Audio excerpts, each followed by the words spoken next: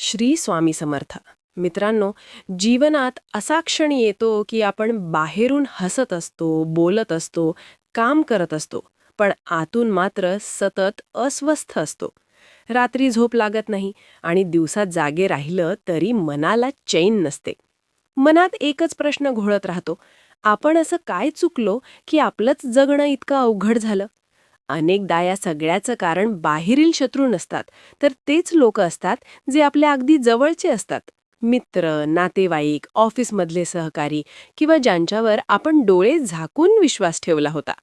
हळूहळू हे लोक आपली सुखशांती हिरावून घेतात, आपला आत्मविश्वास तोडतात आणि आपल्याला मानसिक कैदी बनवतात.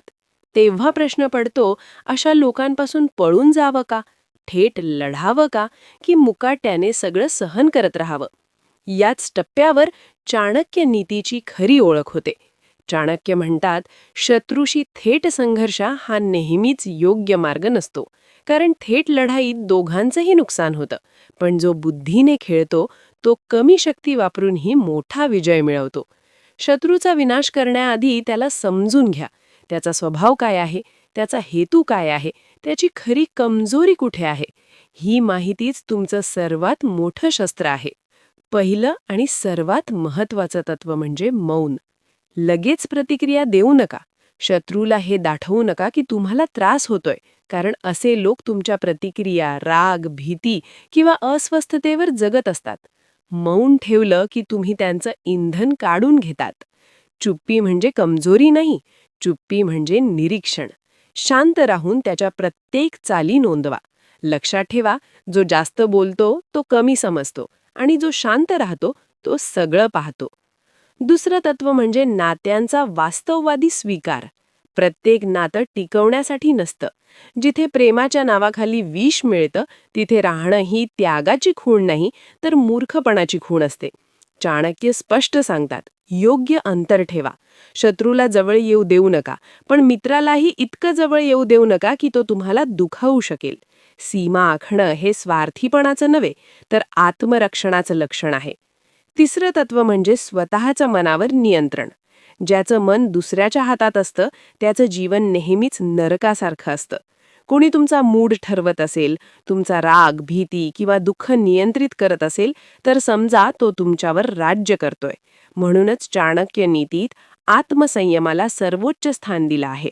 योग, ध्यान, श्वसन, आपल्या ध्येयावर लक्ष केंद्रित करणं, हे सगळं तुम्हाला आतून मजबूत करतं. मजबूत माणसाला कोणीही सहज तोडू शकत नाही.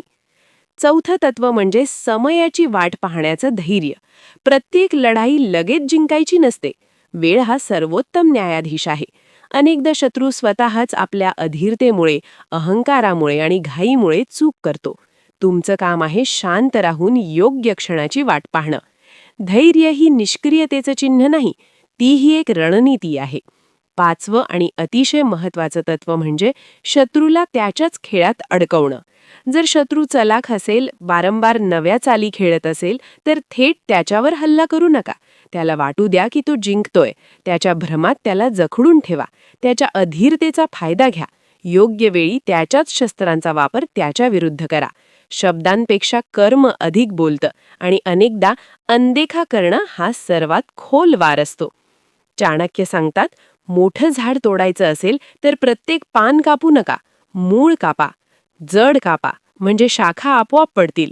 शत्रूचं केंद्र, त्याची ताकद, त्याचा आधार शोधा. हळूहळू ती कमकुवत करा. घाई नको, गोंधळ नको. शांत, अचूक आणि निर्णायक पावलं उचला. जेव्हा वार करा तेव्हा तो असा असावा की समोरच्याला सावरायची संधीच मिळू नये. शेवटी सर्वात मोठं शस्त्र म्हणजे स्वतःला इतकं उंच नेणं की कोणीही तुम्हाला स्पर्श करू शकणार नाही. तुमची प्रगती, तुमचं यश, तुमचं शांत मन, हे सगळ्यात मोठं उत्तर असतं.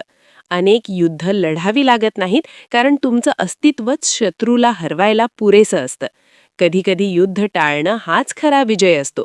आणि जेव्हा शत्रूच्या मनात इतका डर बसतो की तो स्वतः हार मानतो, तेव्हाच खरी चाणक्य नीती पूर्ण होते. मित्रांनो, ही शिकवण केवळ एक कथा नाही, एक व्हिडिओ नाही किंवा काही शब्दांचं संकलन नाही.